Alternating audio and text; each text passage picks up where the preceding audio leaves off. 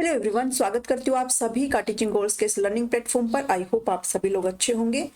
आपके यहाँ पर प्रैक्टिस सीरीज चली हुई है। मैंने पहले भी आपके साथ मॉक टेस्ट को डिस्कस यहाँ पर आपके साथ किया है। आज आपका मॉक टेस्ट नंबर 3 रहने वाला है, जहाँ पर आपके साथ कुछ इंपॉर्टेंट क्वेश्चंस डिस्कस किए जाएंगे। और आज जो क्वेश्चन आपके साथ आएंगे ना, उनको बना करके देखना, आपको एक अलग ही फीलिंग आएगी, आपको एक अलग ही लेवल लगेगा एग्जाम का। बिकॉज मैंने पूरी कोशिश करी है कि आपके साथ बेसिक चीजों को डिस्कस ना किया जाए, बिकॉज मुझे लगता है वो सारे आपको आते हैं। आज के क्वेश्चंस बहुत अच्छे लेवल के यहाँ पर रखे गए हैं, उनको बना करके देखना और मुझे बताना जरूर एंड में सेशन में कि आपके कितने मार्क्स आए। अगर आप इस एग्जाम को, ये जो क्वेश्चन मैं आपको कराऊंगी, अगर आप इसमें अच्छे स्कोर कर पाते हैं, मतलब कि आपकी तैयारी यहाँ पर अच्छी चल रही है, ये मान करके चलना। ठीक है, HSSC TGT एग्जाम है, स्क्रीनिंग का एग्जाम है, आपका कंप्लीट मॉक टेस्ट होगा। कंप्लीट आज 30 क्वेश्चंस को डिस्कस करेंगे। आज जीके यहाँ पर मैंने नहीं लिया है, क्योंकि मुझे ऐसा लगता है जीके की तैयारी आपकी अच्छी चल रही है। कहीं ना कहीं आपके जो अदर सेक्शन है वो थोड़ा सा देखने की जरूरत है। तो जीके को मैंने एक्सक्लूड कर दिया है, बाकी सारी चीजें आपके साथ इंक्लूड करी गई है। तो इन 30 क्वेश्चंस को आज हम अच्छे से करेंगे, देखना आपके कितने क्वेश्चन यहाँ पर बनते हैं। फटाफट से शुरू करते हैं अपने इस सेशन को। लाइक शेयर सब्सक्राइब कर देना, अगर आपको पसंद आता है तो सभी के साथ शेयर कर देना। चलिए क्वेश्चन नंबर 1 की तरफ बढ़ते हैं।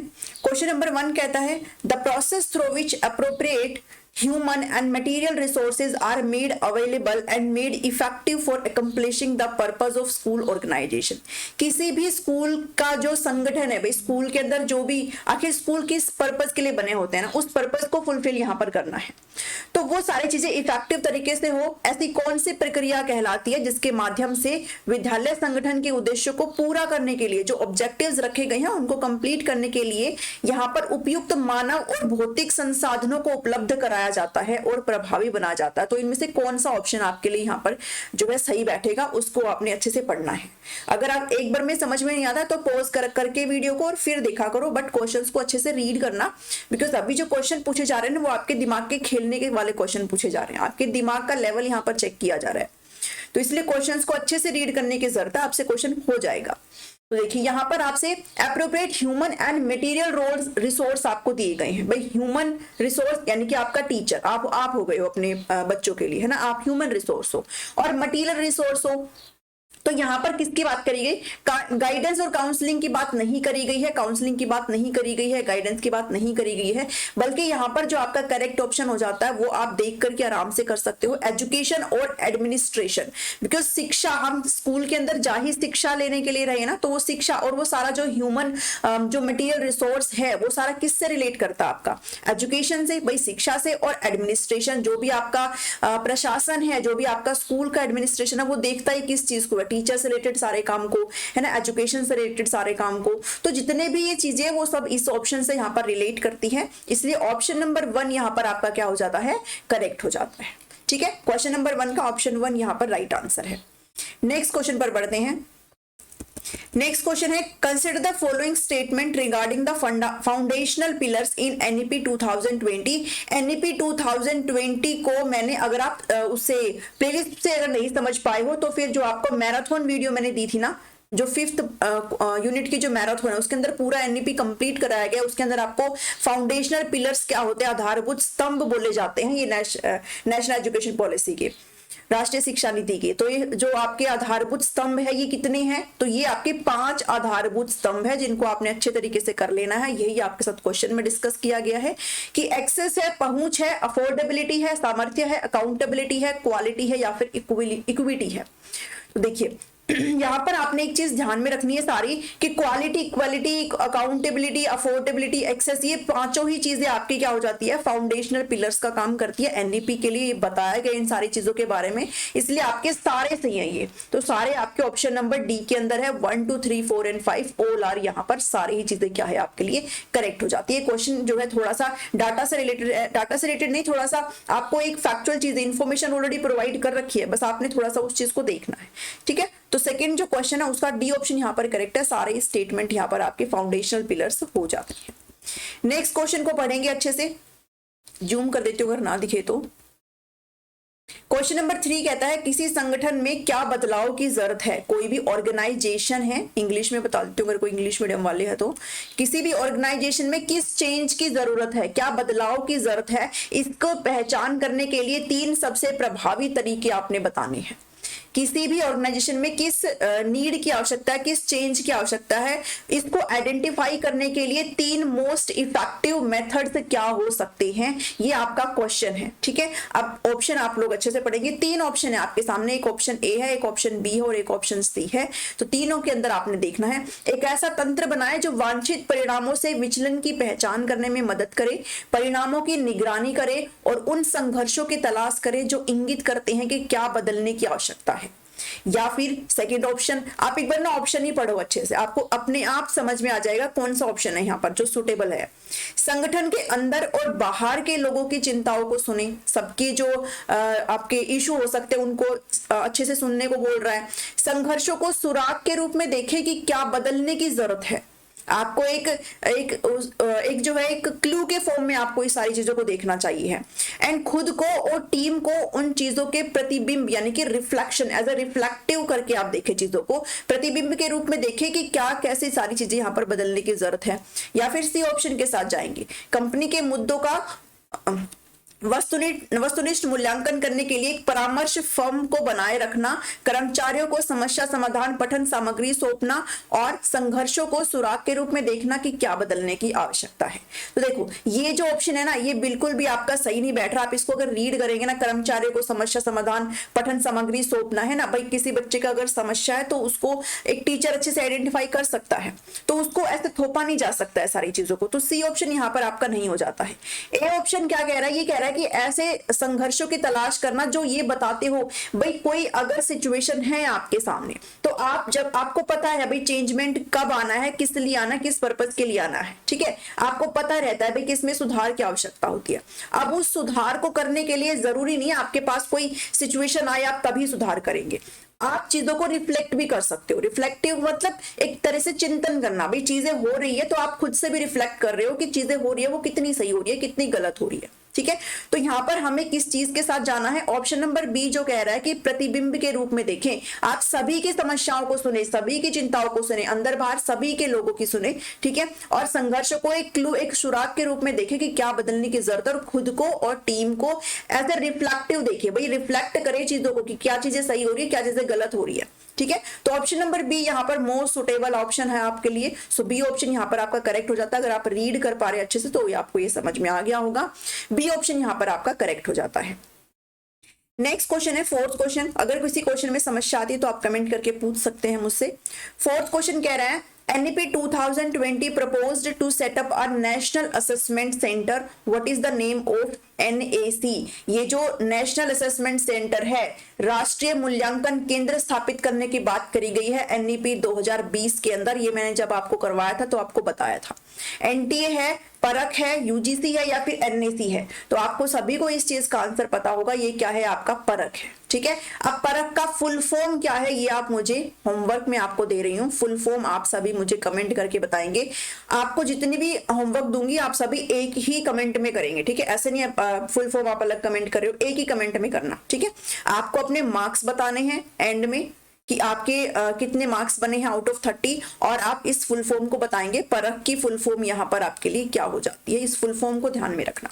बताइए, होमवर्क देने का भी ना एक रीजन होता है ताकि आप चीजों को करें, और फिर आप जब एक एज ए होमवर्क लेते हो ना तो आप उस चीज को भूलते नहीं हो। ठीक है, अगर मैं होमवर्क ना भी दूं तो भी मैं इसको बता दूंगी, बट फिर आपके दिमाग में वो ज्यादा देर तक रहेगा नहीं।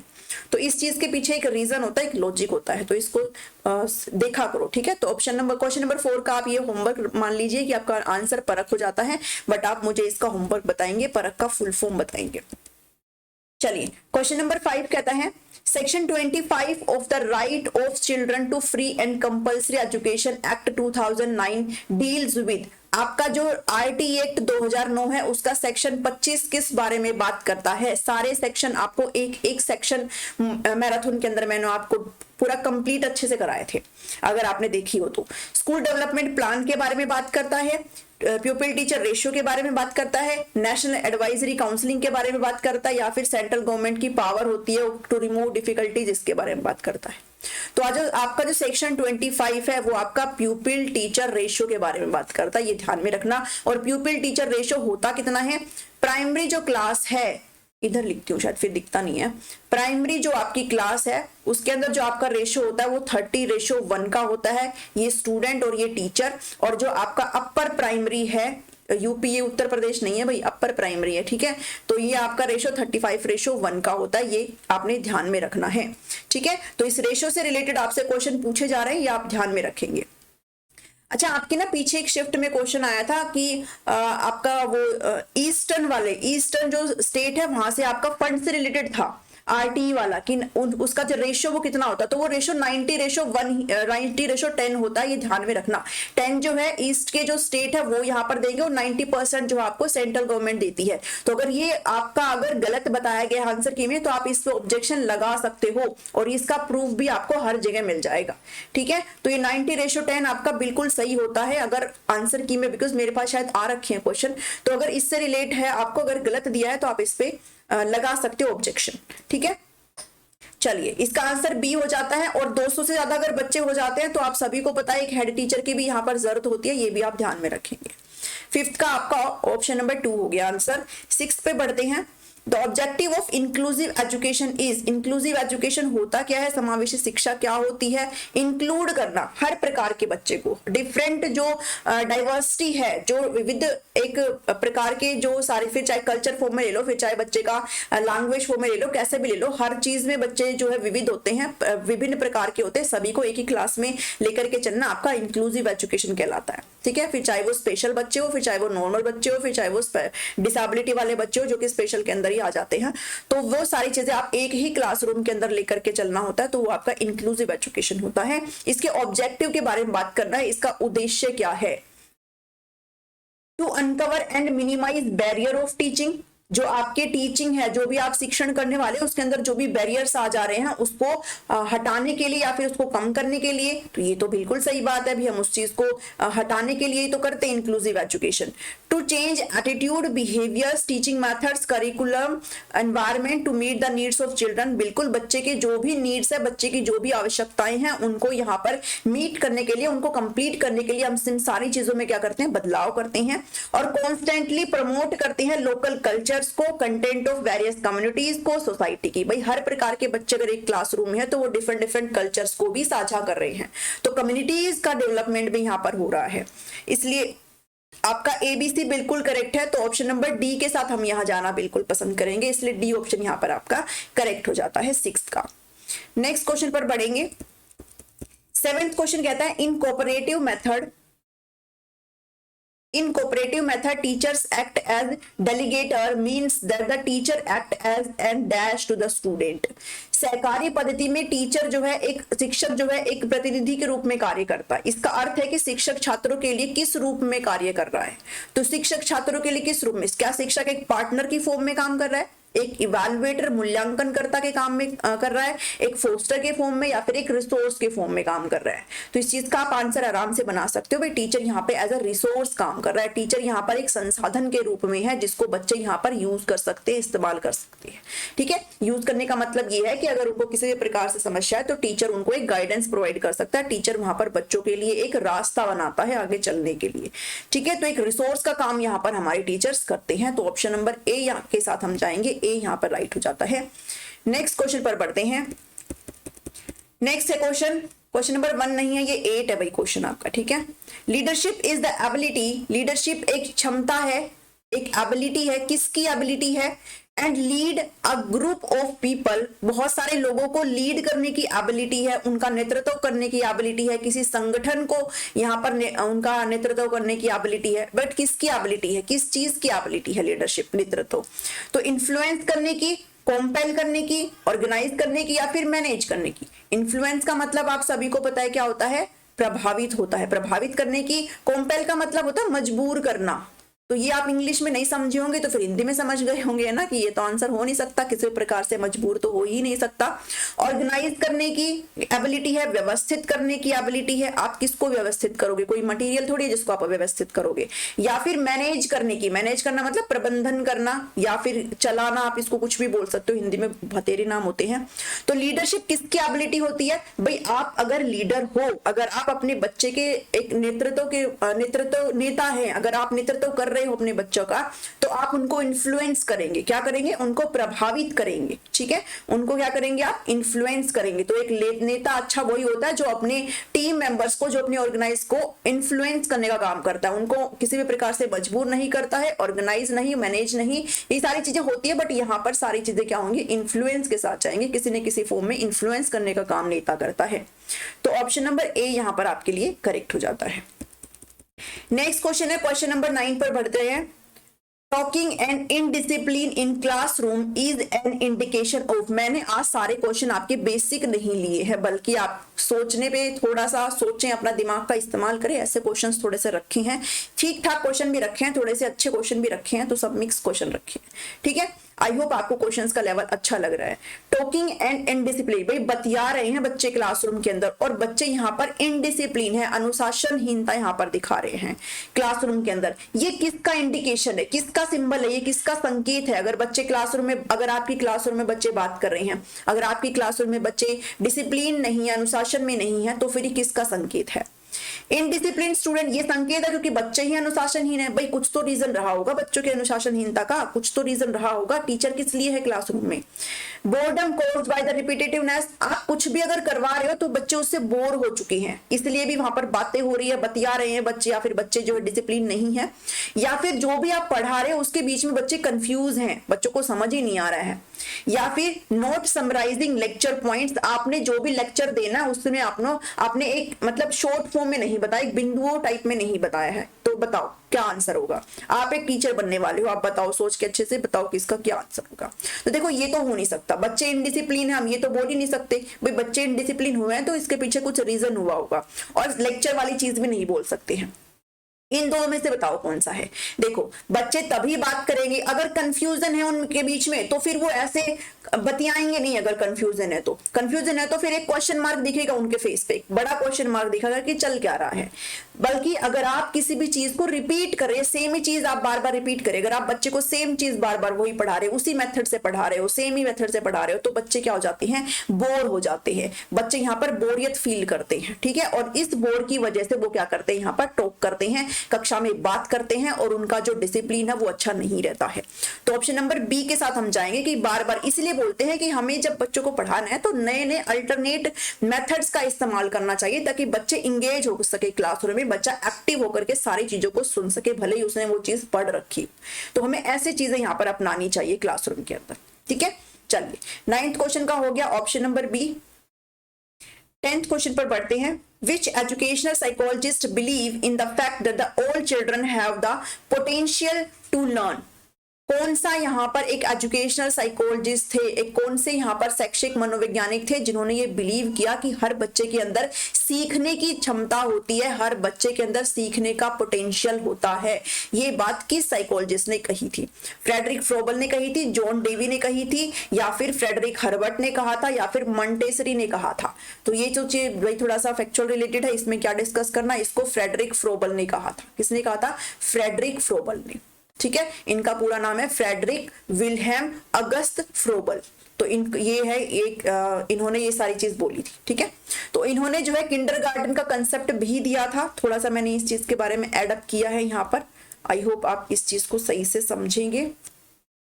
चलिए इनके बारे में अगर बात करी जाए तो 21 अप्रैल 1782 को इनका जन्म हुआ था। फ्रेडरिक फ्रोबल इनका नाम है, वाज जर्मन एजुकेटर थे ये। ठीक है, एक जर्मन शिक्षक थे, इन्होंने इन्वेंट किया था किंडरगार्टन को।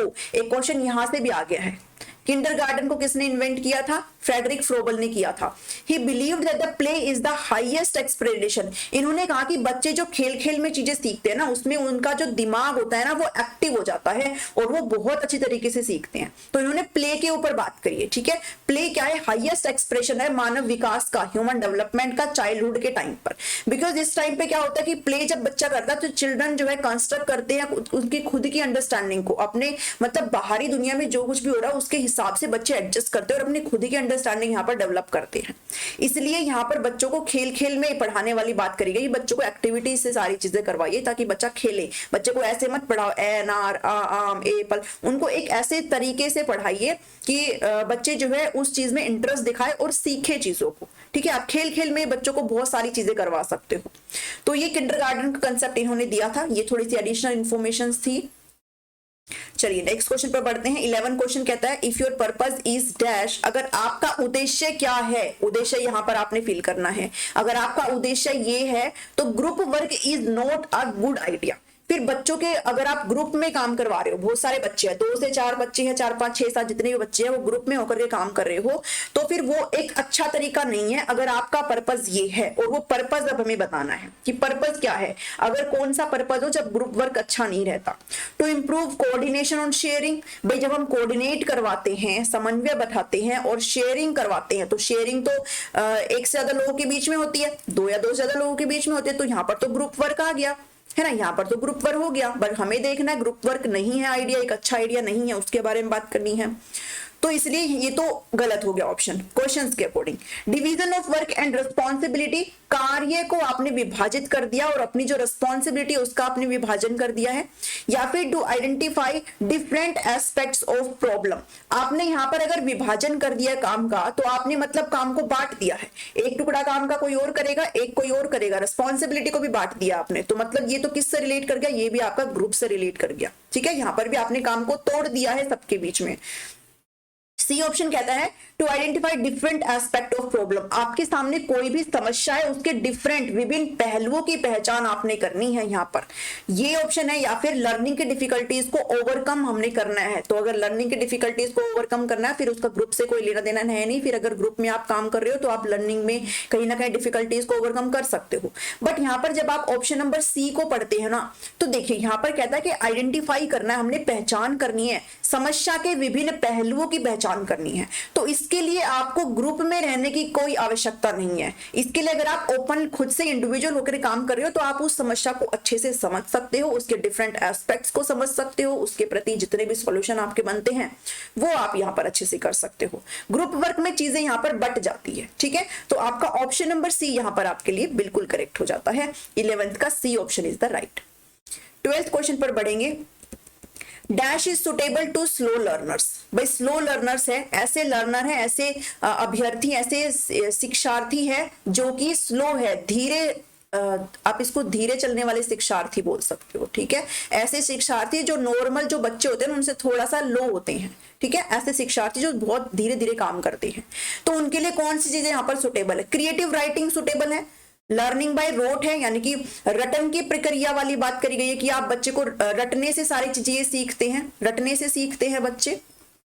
या फिर ऑप्शन नंबर सी कहता है मैकेनिकल रिपीटेशन, किसी भी कार्य का आप बार बार रिपीटेशन कर रहे हो। या फिर रोल प्लेइंग, आप किसी का भी एक रोल अदा कर रहे हो, किसी का भी भूमिका आप यहाँ पर जो है करके देख रहे हो।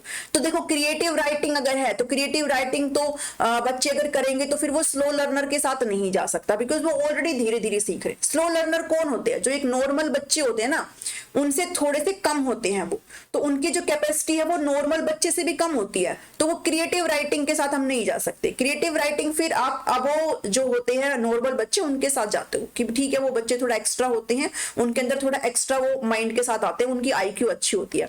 बट इनकी आईक्यू तो होती ही 90 से कम है, मतलब एवरेज जो बच्चे उनसे कम होती है, तो आप इनके साथ क्रिएटिव के साथ नहीं जा सकते हो। बल्कि ये ऐसे होते हैं जिनको बार बार आपने थोड़ा सा रिपीट करते हुए चलना पड़ता है, थोड़ा सा आपने इनको ये रिकॉल तभी कर पाते हैं जब आप थोड़ा सा उनको ऐसे इनको मेमोराइज करवाएंगे चीजों को। ठीक है, अगर वो मेमोराइज करते हैं तो फिर वो टाइम रिकॉल कर पाते हैं। तो इसका अगर ऑप्शन देखा जाए तो लर्निंग बाय रोट के साथ जाएंगे। वैसे अगर ये ऑप्शन क्वेश्चन में आता है तो हम इसको चूज करना पसंद नहीं करते हैं, बिकॉज ये थोड़ा सा एक नेगेटिव ऑप्शन है। बट यहाँ पर बात हो रही है स्लो लर्नर्स की, और जो स्लो लर्नर्स होते हैं उनकी जो कैपेसिटी होती है वो नॉर्मल बच्चों से कम होती है, उनकी जो माइंड की जो एक्टिविटी होती है नॉर्मल बच्चों से कम होती है, उनकी जो प्रोसेस करने की क्षमता होती है वो नॉर्मल बच्चों से कम होती है। तो अगर ऐसे बच्चों को हम रोट लर्निंग के साथ जाएंगे, अगर उनको हम बार बार एक चीज को ऐसे रटवाएंगे टाइप, तो फिर वो एक टाइम पर रिकॉल करने की क्षमता रखते हैं। ठीक है, अदरवाइज वो फिर रिकॉल नहीं कर पाते हैं। इसलिए हम बी ऑप्शन के साथ जाएंगे यहाँ पर। 12th का बी ऑप्शन यहाँ पर आपका करेक्ट हो जाता है। थोड़ा सा स्लो लर्नर के बारे में पढ़ेंगे ताकि आपको चीजें यहाँ पर अच्छे से समझ में आ जाए। स्लो लर्नर क्या होते हैं? ये ऐसे पीपल होते हैं जिनकी इंटेलिजेंस कहाँ पे लाइक करती है, 71 से 81 होती है, बिकॉज इसके बाद आपके नॉर्मल बच्चे आ जाते हैं जिनकी नॉर्मल आईक्यू होती है। दे कंट्रीब्यूट, यानी कि टोटल पॉपुलेशन का 18% होता है टाइप, और इनकी आईक्यू आप ध्यान में रख सकते हो इतना होती है। और ब्रूट ने कहा है, राइटली पॉइंट आउट किया है कि जो बैकवर्ड होते हैं या फिर स्लो लर्नर, इनको बैकवर्ड भी आप बोल सकते हो, ठीक है। तो क्रिएटिव तो हो ही नहीं सकता इनके साथ, ठीक है। तो स्लो लर्नर क्या होते हैं? ये दो चिल्ड्रन होते हैं who are unable to cope with the work normally expected of their, यानी कि ये ऐसे बच्चे होते हैं जो अपनी उम्र के जो नॉर्मल बच्चे होते हैं उनके साथ कोप अप नहीं कर पाते, उनके साथ मिल करके नहीं चल पाते, इनको थोड़ा एक्स्ट्रा केयर की जरूरत होती है। बट ऐसा नहीं है कि हमेशा ही वो स्लो होती है। जब अपने अडल्ट टाइम पे जाते हैं तो वो नॉर्मल एक बंदे की तरह रह सकते हैं। जब as an adult a slow learner usually become self supportive, खुद को सपोर्ट कर पाते हैं, इंडिपेंडेंट भी हो जाते हैं और सोशली एडजस्ट भी कर जाते हैं जब वो बड़े होते हैं। बट स्टार्टिंग में जब बच्चे होते हैं तो वो कोप अप नहीं कर पाते हैं, ठीक है। सामान्य रूप से अपनी आयु वर्ग के बच्चे के साथ ये क्या है, एक तरीके से अपेक्षित कार्य का सामना करने में असमर्थ होते हैं, बिकॉज थोड़ा सा चीजें यहाँ पर स्लो होती है बच्चों के लिए करने की।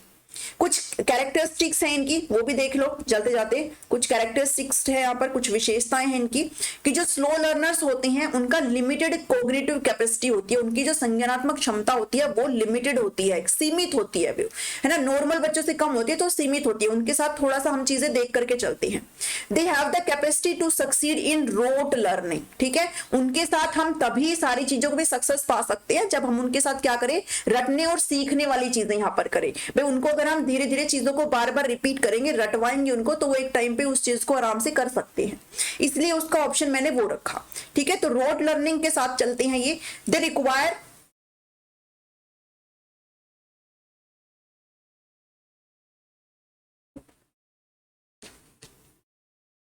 Require more practice.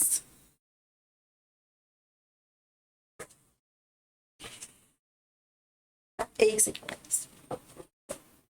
They require, इनको ज्यादा प्रैक्टिस की जरूरत होती है और ज्यादा रिवीजन की जरूरत होती है in comparison with normal children, यानी कि नॉर्मल चिल्ड्रन जो होते हैं, जो नॉर्मल बच्चे होते हैं, उनका जो संज्ञानात्मक विकास होता है, उनके जो संज्ञानात्मक जो क्षमता होती है उससे कम होती है, तो इनको ज्यादा प्रैक्टिस की जरूरत होती है ताकि वो टाइम टाइम चीजों को रिकॉल कर पाए, और उनको बार बार रिवीजन की जरूरत पड़ती है, ठीक है। एक रिलेवेंट कैरेक्टर ये है कि इनकी जो मेमोरी होती है वो भी बहुत पुअर होती है, इनकी मेमोरी जो होती है, इनकी जो स्मृति होती है वो भी इतनी खास अच्छी नहीं होती है।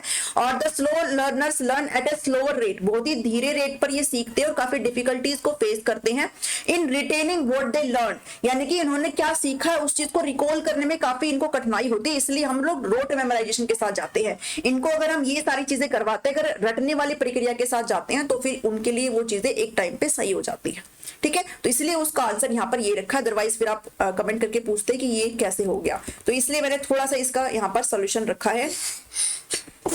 नेक्स्ट क्वेश्चन कहता है, question number 13, who developed the interaction analysis category system in education for increasing the teacher effectiveness.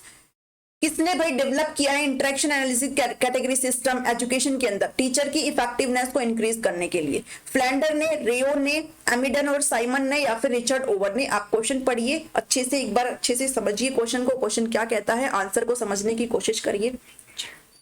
चलो चलो चलो चलो बेटा, आध मिनट में दे दूंगी, चलो चलो चलो चलिए। ये जो चीज है ना वो किन्होंने कहा है, फ्लैंडर ने कहा है, ठीक है। इसमें ऑप्शन नंबर ए आपका करेक्ट हो जाता है, फ्लैंडर ने कहा है। इन्होंने कुछ 10 कैटेगरीज के बारे में बात करा। इन्होंने कहा कि क्लासरूम के अंदर जो सारी चीजें होती है ना, क्लासरूम के अंदर जो कुछ भी एक्टिविटीज होती है, उन्होंने जो है 3 कैटेगरीज में इनको डिवाइड किया, 3 सेक्शन में डिवाइड किया है। एक सेक्शन आ जाता है आपका टीचर टॉक का, टीचर टॉक। एक आ जाता है आपका student talk, student talk.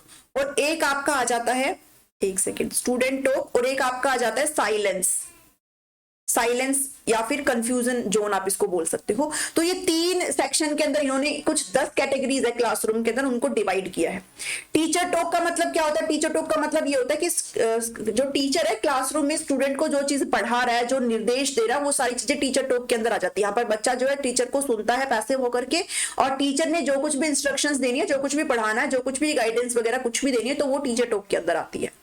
Student talk का मतलब ये है अब बच्चे की बारी है, अब बच्चे या तो रिस्पॉन्ड करेंगे, टीचर ने कुछ पूछा है उससे तो बच्चे रिस्पॉन्ड करेंगे, वो टीचर टॉक के अंदर आता है, या फिर उनकी कुछ क्वेरी है तो वो अपनी क्वेरी को रेज करेंगे, तो वो स्टूडेंट टॉक के अंदर आता है। साइलेंट जोन का मतलब है जो इन दोनों से बिल्कुल हटके हो, जो इन दोनों के अंदर ना आता हो, वो आपका साइलेंट जोन के अंदर आ जाता है। ठीक है, तो ये कुछ 3 सेक्शन है जो कि इन्होंने डिवाइड करे थे फ्लेंडर ने, तो ये चीज आप ध्यान में रख लेना। 13th का ए ऑप्शन यहां पर आपके लिए बिल्कुल करेक्ट हो जाता है। नेक्स्ट क्वेश्चन है, थोड़ा सा एक सेकेंड, नेक्स्ट क्वेश्चन है, क्वेश्चन नंबर 14 है, इसे भी थोड़ा सा ध्यान में करना, अच्छे से पढ़ना इस क्वेश्चन को। क्वेश्चन नंबर 14 कहता है NUEPA is mainly concern with, NUEPA किससे संबंधित है। अब आप ये पूछेंगे NUEPA क्या होता है, तो थोड़ा सा मैंने इसका नीचे एक्सप्लेनेशन आपके लिए रखा है। बाकी अगर इसकी बात करी जाए तो इसका आंसर एजुकेशन सुपरविजन होगा, या फिर यूनिटी होगा, एजुकेशन प्लानिंग होगा, या फिर इवैल्यूएशन होगा। देखो अगर इसके आंसर की बात करी जाए तो एजुकेशन प्लानिंग के अंतर्गत आता है। ठीक है, शैक्षिक योजना के अंतर्गत आता है, सी यहाँ पर सही है। थोड़ा सा इस चीज का एक्सप्लेनेशन देखते हुए चलेंगे ताकि आपको समझ में आ जाए। नेशनल NUEPA का जो फुल फॉर्म होता है वो आपने यहाँ पर ध्यान में रखना है, national institute of educational planning and administration, इसका फुल फॉर्म यही होता है। ठीक है, यही होता है national institute of educational planning and administration.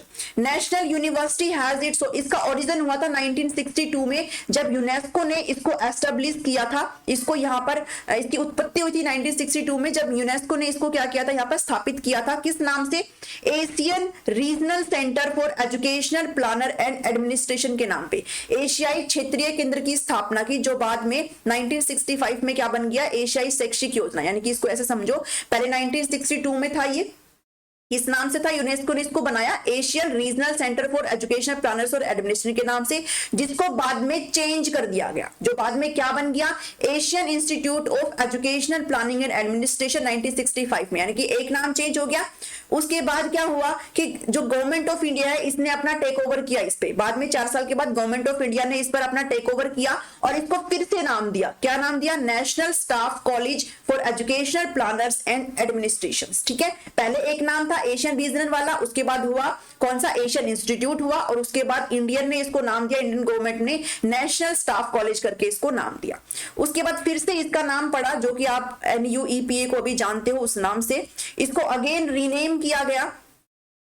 अभी तक 2 नाम हो चुके हैं, इसको अगेन रीनेम किया गया as the national institute of educational planning and administration, NIE, जो NUEPA। ठीक है, तो ये सारी चीज आप ध्यान में रखिएगा कि NIEPA के नाम से इसको फिर से यहां पर बनाया गया 1979 में। इसका मतलब क्या है, ये एक मल्टी डिसिप्लिनरी फैकल्टी होती है एंड लाइब्रेरी होती है, जहां पर स्टॉक होता है, किसका स्टॉक होता है, लार्ज नंबर ऑफ बुक्स, किताबों का स्टॉक्स होता है, कुछ जर्नल्स होते हैं, प्रकाशन होते हैं, और कुछ इंटरनेशनल जर्नल्स होते हैं, मतलब राष्ट्रीय और अंतरराष्ट्रीय प्रकाशन होते हैं, और ऑफिशियल डॉक्यूमेंट्स होते हैं, दस्तावेज होते हैं, जो आधिकारिक दस्तावेज है वो होते हैं in the area of educational planning और एडमिनिस्ट्रेशन के अंतर्गत, ये सारी चीजें इसके अंदर होती है। ठीक है, तो यहाँ पर आपने ये चीज अच्छे से ध्यान में रखनी है कि क्वेश्चन क्या था, एजुकेशनल प्लानिंग के अंतर्गत वो सारी चीजें यहाँ पर आती है, जो कि आप यहाँ पर आराम से देख सकते हो।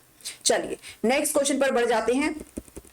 Institutional planning should be based on, institutional planning किसी भी संस्थान की जो योजना है, संस्थागत योजना है, वो किस पर आधारित होती है। तो किसी भी संस्थान की योजना किस पर आधारित होती है, एम और नीड्स पर, यानी कि लक्ष्य क्या है और उन लक्ष्यों के पाने के लिए किन किन नीड्स की आवश्यकता है, क्या क्या आपको नीड्स पड़ जाएंगे उसकी, या फिर टाइम टेबल की, या फिर एडमिनिस्ट्रेशन की, या फिर नीड की। तो देखो किसी भी इंस्टीट्यूट का, मान लीजिए अगर कोई स्कूल है या फिर कोई इंस्टीट्यूट है, कुछ भी है, तो उसका अपना एक एम होता है, अपना एक विजन होता है।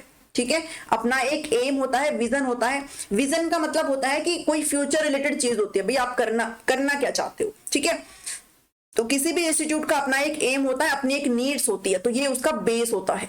ऑप्शन नंबर ए यहाँ पर बिल्कुल करेक्ट हो जाता है कि कुछ लक्ष्य होते हैं और यहाँ पर कुछ जरूरतें होती हैं जो इस लक्ष्य के लिए हमें चाहिए होती हैं। बाकी सारी चीजें यहाँ पर बाद में आ जाती है, सबसे पहले एम और नीड्स आते हैं। तो यहाँ पर ए ऑप्शन यहाँ पर आपके लिए करेक्ट हो जाता है 15 का। चलिए यहाँ पर आपके पेडागोजी के क्वेश्चंस हो गए हैं। अब क्वेश्चन करते हैं आपके रोड सेफ्टी के। रोड सेफ्टी के अंदर आपने देखना है hit and run motor accident is defined under which section of motor vehicle act 1988। भाई हिट एंड रन आप सभी को पता है क्या होता है। हिट एंड रन का मतलब होता है भी आपने किसी को इंजर्ड किया है और फिर आप वहां से ऑन द स्पॉट भाग गए हो। अगर हम अपनी लैंग्वेज में अगर बात करें हरियाणा में, तो फिर आप कहीं कैसे भी, तो मतलब आपने किसी को ठोका और फिर आप वहां से भाग गए हो। ठीक है। तो हिट एंड रन का कि ये जो है आपकी किस धारा के अंतर्गत आता है, मोटर व्हीकल एक्ट 1988 के अंतर्गत। ये एक तरीके का पनिशेबल एक्ट होता है भाई। अगर किसी से गलती हुई है तो अगर एक लॉ के अकॉर्डिंग चले या फिर मानवीयता के आधार पर चले तो ये हमारा एक ड्यूटी हो जाती है। अगर किसी ने एक्सीडेंट किया है तो उसकी ड्यूटी हो जाती है कि जो भी इंजर्ड पर्सन है उसको प्राथमिक उपचार टाइम से दिलाया जाए, साथ ही उस चीज की रिपोर्ट करी जाए कि भाई ऐसे चीजें हो गई हैं, ऐसी चीजें हो गई हैं। बट यहाँ पर कई बार क्या करते हैं कि देख करके सिचुएशन को भी, अब हम तो फंस जाएंगे, अब हमें पकड़ लेंगे, अब हमें पैसे देने पड़ेंगे या फिर कुछ और करके, तो वो वहां से भाग जाते हैं। इस केस में क्या होता है कि जो इंजर्ड पर्सन है या तो वो ज्यादा चोटिल हो जाते हैं या फिर ऑन द स्पॉट उनकी डेथ भी हो जाती है। तो इस चीज से बचा जा सकता है अगर यहाँ पर हिट एंड रन वाला अगर चीज है तो वहां पर रन ना करते हुए हम अपनी ड्यूटी को अगर निभाएं तो। बट बाकी आज के टाइम में तो ये चीजें यही होती है जो कि मैक्सिमम डेथ का कारण यहाँ पर बनती है। तो ये मोटर व्हीकल एक्ट की इस धारा के अंतर्गत आता है 160 के, 161 के, 64 या 59 के अंदर। तो आपने धाराएं अच्छे से पढ़ लेनी है भाई। ऑप्शन नंबर बी यहाँ पर करेक्ट है। 161 के तहत ये सारी चीजें आपके लिए आती हैं। क्वेश्चन नंबर 1 यानी कि 16 क्वेश्चन है आपका ये। नेक्स्ट क्वेश्चन पर चलते हैं। Grant of conductor licence is provided under which section. Conductor की लाइसेंस की ग्रांट जो है किस सेक्शन के अंतर्गत आती है? 29 के अंतर्गत आती है, 30 के, 31 के, 32 के। तो इसका जो करेक्ट आंसर आपका ऑप्शन नंबर बी हो जाता है, 30 सेक्शन के अंतर्गत आती है। कंडक्टर के लाइसेंस से रिलेटेड कुछ चीजें हैं जो मैंने यहाँ पर ऐड करी है, मे भी आपसे पूछ ले, तो इस चीज को आपने ध्यान में रखना है। आई होप आपके लिए सारी चीजें विजिबल हैं। चैप्टर 3 कहता है, चैप्टर 3 के अंदर आपका लाइसेंस ऑफ कंडक्टर की बात करी गई, मोटर व्हीकल एक्ट के चैप्टर 3 के अंदर बात करी गई लाइसेंस, ठीक है। और सेक्शन 29 से स्टार्ट करी गई। सेक्शन 29 कहता है कि कंडक्टर के लाइसेंस की जरूरत है, कंडक्टर के लाइसेंस की क्या है? जरूरत है, ठीक है। परिचालक अनुज्ञप्ति की आवश्यकता की बात करेगी। अगर यहाँ पे ये दिख नहीं रहा हो तो मैं पढ़ के बता देती हूँ कि यहाँ पर कंडक्टर के लाइसेंस की नेसेसरी होता है, उसके बारे में बात करी गई है। 30 कहता है ग्रांट ऑफ कंडक्टर लाइसेंस, ठीक है। ग्रांट के बारे में 30 सेक्शन में बात करी गई है। 31 सेक्शन कहता है कि disqualification for the grant of conductor licence, यानी कि आप कंडक्टर के लाइसेंस को यहाँ पर एक तरीके से डिस्क्वालीफाई कर सकते हो। उसके बाद अगर किसी भी प्रकार की बीमारी है या फिर डिसेबिलिटी अगर हो गई है तो फिर आप कंडक्टर के लाइसेंस को यहां पर निरस्त भी करने का एक 32 सेक्शन के अंदर बताया गया है, ठीक है। 33 कहता है कि order refusing etcetera conductor licence and appeal therefrom, परिचालक अनुज्ञप्ति आदि से इनकार करने के आदेश और उसकी अपीलें आपके सेक्शन धारा 33 के अंतर्गत आता है। तो ये कुछ धाराएं हैं जो आपने यहाँ पर ध्यान में रख लेनी है। बीमारी और विकलांगता के आधार पर कंडक्टर के लाइसेंस को अगर हम निरस्त करते हैं तो वो धारा 32 यहाँ पर बात करती है। तो इस क्वेश्चन की तरफ अगर बढ़े तो इस क्वेश्चन का आंसर आपका सेक्शन 30 हो जाएगा, ठीक है। चलिए 18th क्वेश्चन पर बढ़ते हैं। Warning side should be placed, warning signs should be located on the expressways for plain and rolling terrain at a distance of, कितने डिस्टेंस पर वार्निंग साइन होते हैं? चेतावनी संकेत समतल और रोलिंग इलाके के लिए एक्सप्रेस वे पर कितनी दूरी पर स्थित होनी चाहिए? तो बताओ कितनी दूरी पर? 150 मीटर पर, 180 मीटर पर, 200 मीटर पर या फिर 220 मीटर पर? तो इसका जो करेक्ट आंसर है वो आपका ऑप्शन नंबर सी हो जाता है, 200 मीटर यहाँ पर आपका करेक्ट आंसर है, ठीक है। 18th का आपका सी यहाँ पर सही है। नेक्स्ट क्वेश्चन पर बात करेंगे। क्वेश्चन नंबर 19 कहता है speed limit signs are, speed limit sign यानी कि गति सीमा के संकेत कैसे होते हैं? सर्कुलर होते हैं शेप में, गोल होते हैं, उनका बैकग्राउंड व्हाइट होता है और बॉर्डर रेड कलर का होता है, या फिर सर्कुलर होते हैं शेप में, गोलाकार होते हैं, रेड बैकग्राउंड होता है, बॉर्डर उसका व्हाइट होता है, ट्राइंगुलर शेप में होते हैं या फिर triangular shape, white background, red border. तो आप बताओ किस में होता है भाई स्पीड लिमिट साइन? तो आपने सभी ने देखा होगा स्पीड लिमिट साइन हमेशा किस में होते हैं? सर्कुलर शेप में होते हैं। तो सी और डी तो आपका यहां से गलत हो गया, ठीक है। एक सेकेंड, ये तो आपका हो ही गया गलत, COD। अब बात आती है ए और बी की। तो सर्कुलर होते हैं शेप में, ये बिल्कुल सही बात है। बैकग्राउंड हमेशा कैसा होता है? व्हाइट कलर का होता है हमेशा बैकग्राउंड। मैंने आपको नीचे एक फिगर भी लगा के दिखाई है, आप उससे भी समझ जाएंगे। बैकग्राउंड हमेशा व्हाइट कलर का होता है और जो बॉर्डर है वो आपका, यानी कि ऐसे जो बॉर्डर है आपका वो आपका किस कलर का होता है? ये आपका रेड कलर का होता है, ठीक है। तो स्पीड लिमिट के, और यहाँ पर आपका कुछ लिखा रहता है 40 की, 30 की, 60 की, तो ये आप कैसे लिखा रहता है यहाँ पर? तो ऑप्शन नंबर ए के साथ जाएंगे यहाँ पर। 19 का ऑप्शन नंबर ए यहाँ पर सही है। आप इधर डायग्राम में भी देख सकते हो, स्पीड लिमिट ऐसे गोल है और बाउंड्री पे थोड़ा सा आपका रेड साइन है और पीछे आपका जो बैकग्राउंड है वो व्हाइट कलर का है, ठीक है। तो इसलिए ऑप्शन नंबर ए यहाँ पर आपका करेक्ट है।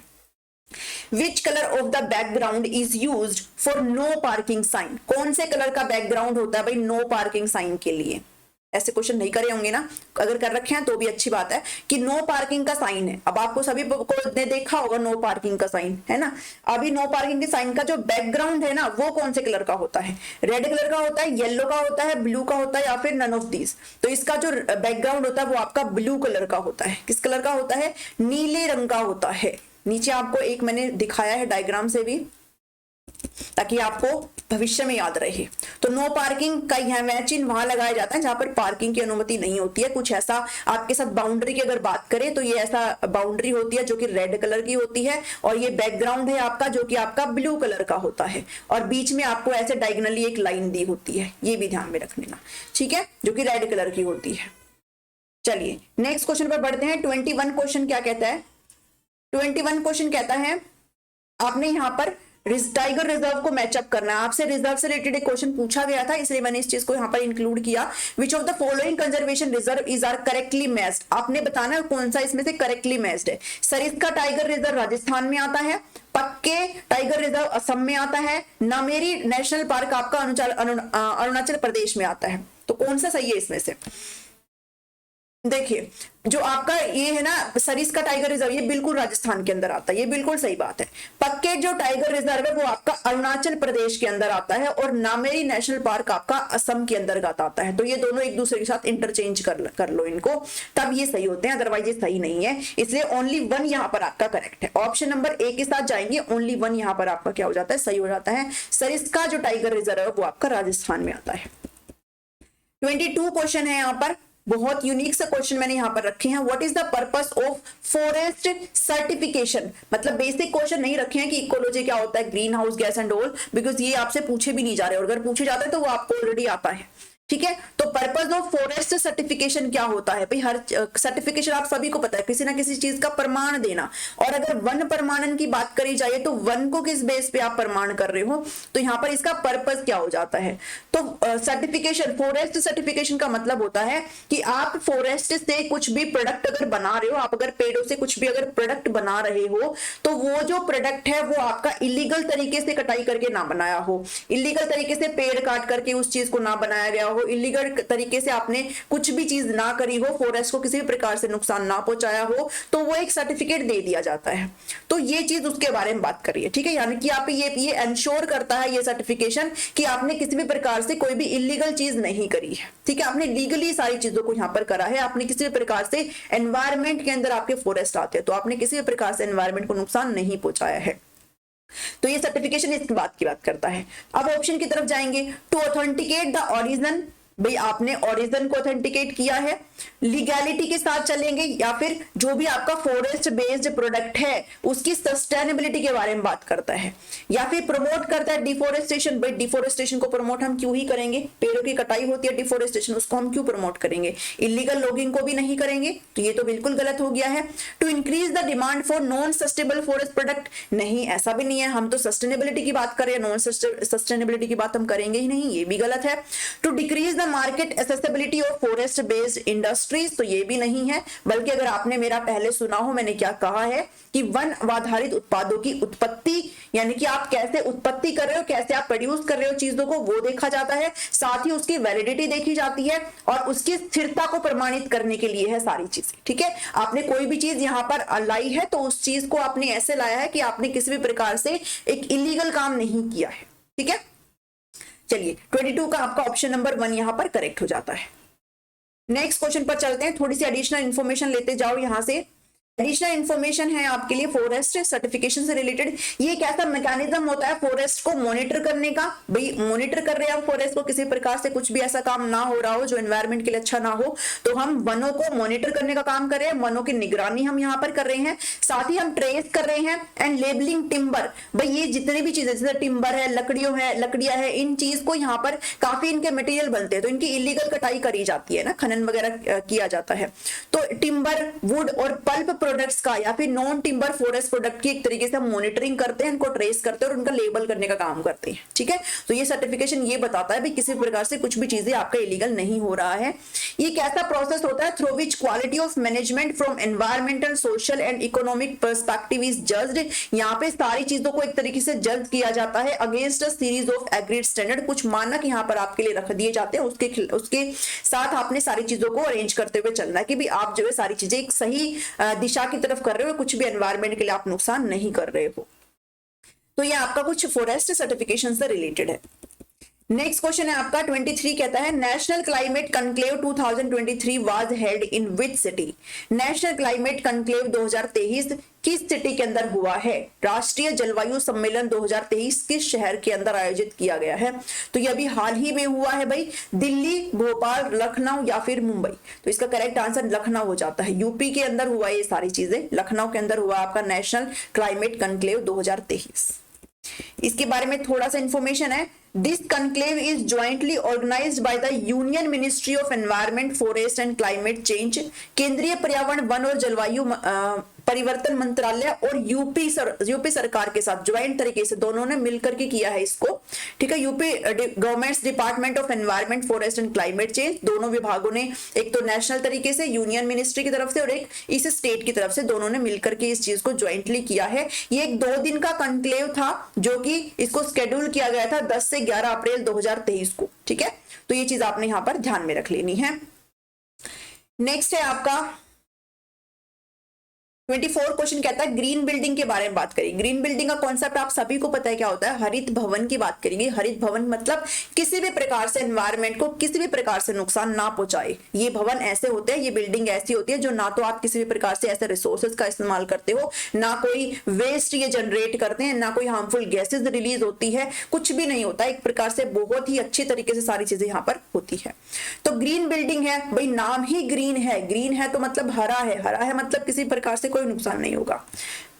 तो ये यूज करता है मिनिमम अमाउंट ऑफ एनर्जी। बिल्कुल, ये बिल्कुल सही बात है कि एनर्जी का इस्तेमाल बहुत ही कम अमाउंट में किया जाता है इन बिल्डिंग्स में। वेस्ट को जनरेट नहीं करते हैं, वेस्ट को बिल्कुल भी जनरेट नहीं करते हैं। लॉट ऑफ वाटर को अगर कंज्यूम करेंगे तो फिर ये एनवायरनमेंट के लिए नुकसानदायक होगा, इसलिए कंज्यूम लॉट ऑफ वाटर बोलना तो ये गलत होगा।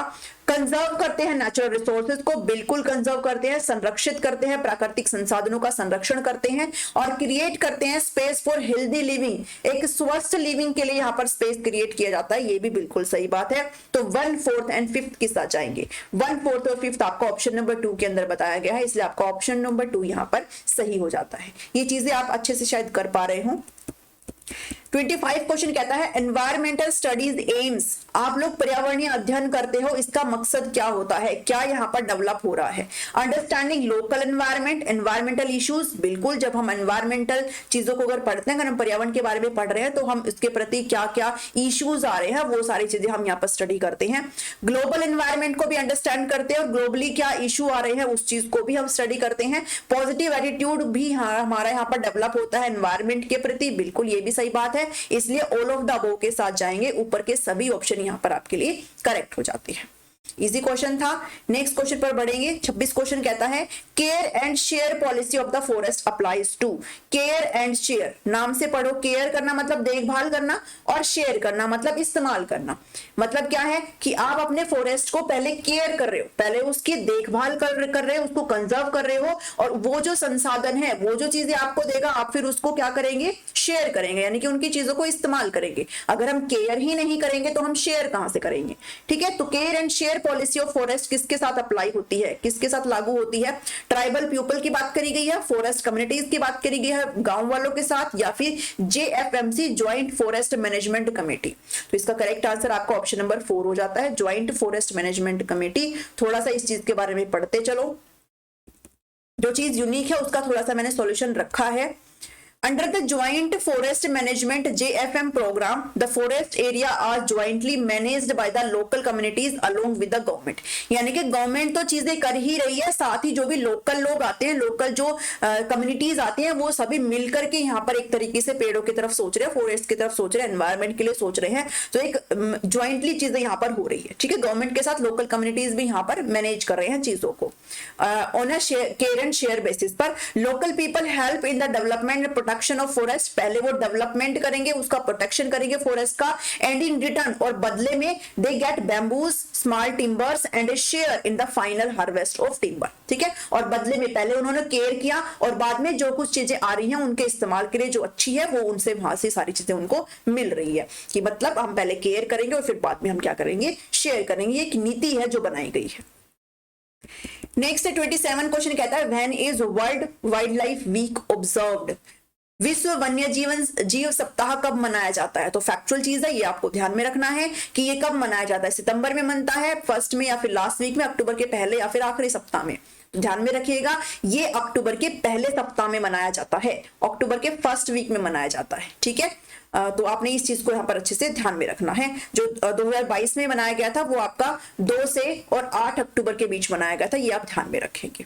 ठीक है, चलिए 27 का हो गया आपका ऑप्शन नंबर सी। 28 कहता है which of the following sequence represent a correct order of soil particles. Soil के पार्टिकल्स होते हैं, उनका करेक्ट ऑर्डर आपने उनकी साइज के अकॉर्डिंग बताना है। ये क्वेश्चन 7th क्लास से आप पढ़ते हुए आते हो। कौन सा, अब बेसिक क्वेश्चन है, ये बहुत इजी क्वेश्चन है, बट कई बार हम चीजों पे ध्यान नहीं देते हैं, तो हो सकता है आप भी इसमें थोड़ा सा जो है फिसल जाए क्वेश्चन के अंदर। तो ये सॉइल के पार्टिकल्स होते हैं, इनको पार्टिकल साइज के अकॉर्डिंग स्मॉलेस्ट टू लार्जेस्ट पर जाना है, जिसका सबसे छोटा पार्टिकल है मतलब अरेंज इंक्रीजिंग ऑर्डर में आपने जाना है। तो ये कुछ 4 होते हैं भाई, ग्रेवल, सिल्ट, क्ले और सैंड। अब इनको आपने अरेंज करना है। तो देखो हिंदी इंग्लिश में समझना है तो हिंदी की तरफ चलो, हिंदी में समझ में आ जाएगा। ग्रेवल का मतलब होता है बजरी, और सिल्ट का मतलब होता है गाद, और क्ले का मतलब होता है मिट्टी, और सैंड का मतलब क्या होता है, रेत। तो सबसे पहले तो आपका क्या आता है, आपका मिट्टी आती है, यानी कि आपकी क्ले आती है। ठीक है, तो पहले तो आप क्ले को लेंगे, क्ले आपका ऑप्शन नंबर 4 में है, तो आपका ये हो ही गया सही आंसर। भाई क्ले सबसे पहले आती है, सबसे पहले मिट्टी आएगी, मिट्टी के बाद थोड़े से और मोटे होते हैं जो कण, वो आपका गाद हो जाती है। ठीक है, गाद के बाद आपकी रेत आती है, जिसके और पार्टिकल्स थोड़े से बड़े हो जाते हैं, और उसके बाद बजरी तो सबसे ही बड़ी होती है। ठीक है, तो आप ऐसे इंक्रीजिंग ऑर्डर में इनको लगा करके चल सकते हैं। उनके साइज भी आपसे पूछ सकते हैं एग्जाम में, सो नीचे मैंने आपको इनका साइज भी प्रोवाइड किया है, वो भी आपने ध्यान में रख लेना है। चलिए, बिकॉज सीटेट वगैरह में तो शायद ये पूछे जाते हैं। तो डिफरेंट इनके पार्टिकल साइज होते हैं। क्ले का साइज होता है लेस देन 0.002 मिलीमीटर। ठीक है, लेस देन होता है, इससे भी पॉइंट में भी कम होता है। सिल्ट का होता है 0.002 से 0.02, और उसके बाद फाइन सैंड है आपका, कुछ जो हल्की जो मिट्टी है उसका है ये 0.02 से 0.20। कोर्स सैंड है थोड़ा सा और थोड़े से दाने टाइप से है ये 0.20 से 2.0, और ये आपका ग्रेवल आ जाता है बजरी 2.0 एंड अबव। तो ये साइज भी आप लोगों ने अच्छे से ध्यान में रख लेना है, बिकॉज सोयल पोल्यूशन आपका यहाँ पर एक तरीके से टॉपिक हो जाता है, तो सोयल के बारे में भी आपको पता रहना चाहिए। ठीक है, नेक्स्ट क्वेश्चन है 29 क्वेश्चन है which of the following is true about estuary. Estuary के बारे में आपका यहाँ पर क्या सही है। It is the ecosystem marked by the mixing of seas water and river water, they are always marked by very low salinity, या फिर बोथ। तो देखो सॉरी, एस्चुअरी क्या होता है ना कि यहाँ पर आपका मिक्सिंग होता है, किसका होता है, आपका समुद्री पानी और नदी का पानी यहाँ पर आपस में मिलता है, तो वो आपका एस्चुअरी कहलाता है। ठीक है, ये एक ऐसा इकोसिस्टम होता है जहां पर आपके दो चीजें आपस में मिल जाती है, तो ये आप ध्यान में रखेंगे। तो आपका ये सेम ही है भाई, एक तरीके से इकोसिस्टम ही है ये। ठीक है, आपका सी वाटर, दोनों एक्वेटिक इकोसिस्टम है। ठीक है, दोनों आपस में यहाँ पर मिल रहे हैं, सी वाटर भी और रिवर वाटर भी। ए ऑप्शन के साथ यहाँ पर जाएंगे, ए ऑप्शन यहाँ पर आपके लिए सही हो जाता है। नेक्स्ट क्वेश्चन है, लास्ट क्वेश्चन है आज का आपके लिए। Earth hour is organised by, earth hour किसके द्वारा ऑर्गेनाइज किया जाता है और होता क्या है अर्थ आर, ये भी आपको पता होना चाहिए। यूनेस्को के द्वारा, अर्थ आर फाउंडेशन के द्वारा, वर्ल्ड वाइल्ड लाइफ फंड के द्वारा, या फिर यूनाइटेड नेशन एनवायरमेंट प्रोग्राम के द्वारा, यूएनईपी के द्वारा।